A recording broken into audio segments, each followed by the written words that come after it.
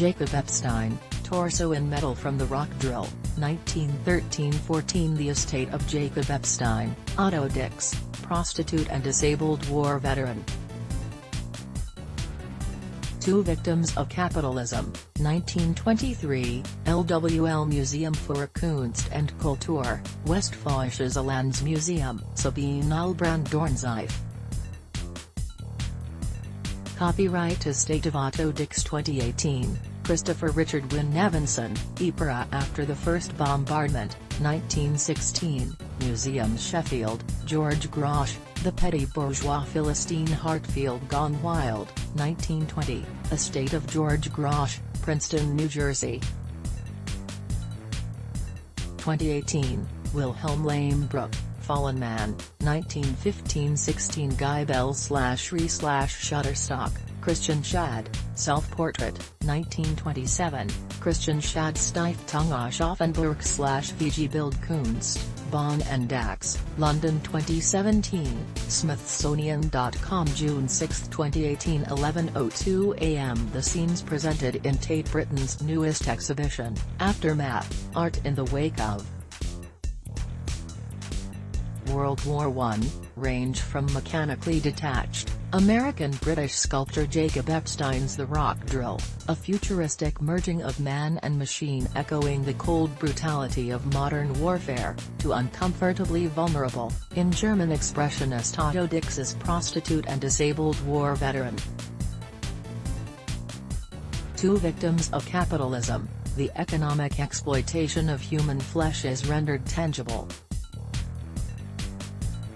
Aftermath, which opened this week and runs through September 23, traces the resonance of the so-called Great War through more than 150 British, German and French works dating between 1916 and 1932.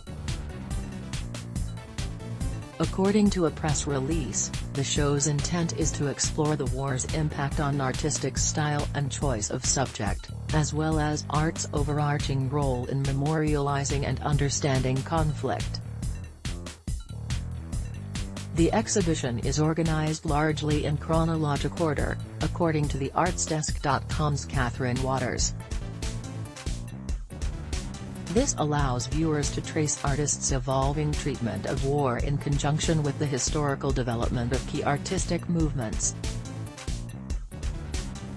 As Waters notes, the assemblage like logic and free-flowing ideas of the room dedicated to Dada collages and surrealist paintings, for instance, suggest that in a world of broken images, representation can only be rendered in fragmentary terms.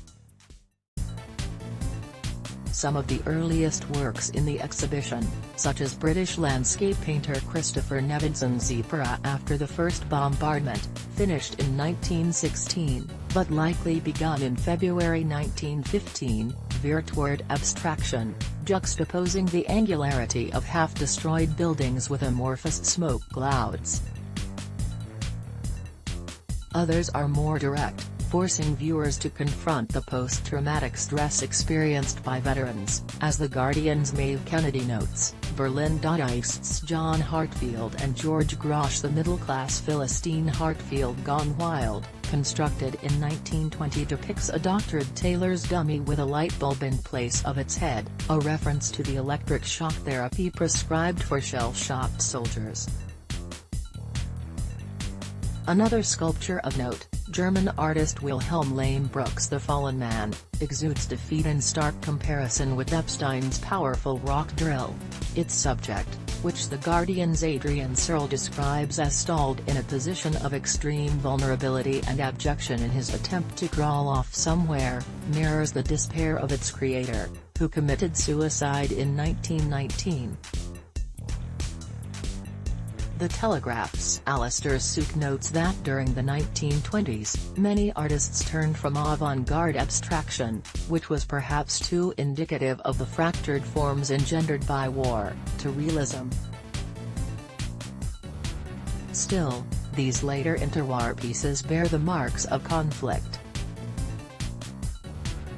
In German painter Christian Schad's self-portrait, a nude woman reclines behind the artist, her body seemingly unmarred by wartime scars. closer examination of the woman's face, however, reveals a small scar. Like Dix's prostitute and veteran, she, too, has been marked by the societal forces around her. What is perhaps most striking about Tate's exhibition is the art's modern-day resonance. As Alex Farquharson, director of Tate Britain, tells The Guardian's Kennedy, there are injuries, physical and mental, first experienced in the first modern war which are still common on battlefields today, particularly Afghanistan. Aftermath, art in the wake of World War I will be on display at Tate Britain until September 23, 2018. Like this article? Sign up for our newsletter.